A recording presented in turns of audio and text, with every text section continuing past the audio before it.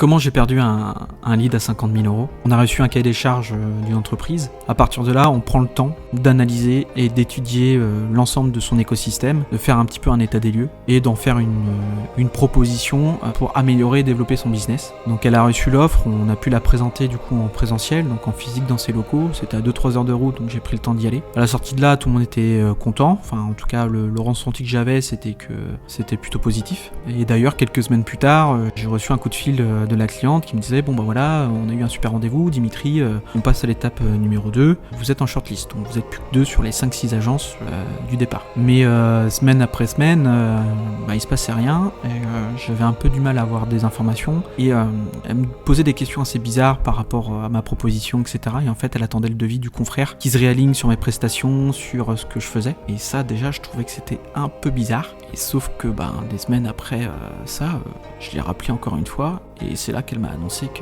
finalement on signe avec votre confrère. Donc là clairement j'étais dégoûté. Honnêtement je m'étais vraiment imprégné de ce projet quoi, ça m'a mis une claque.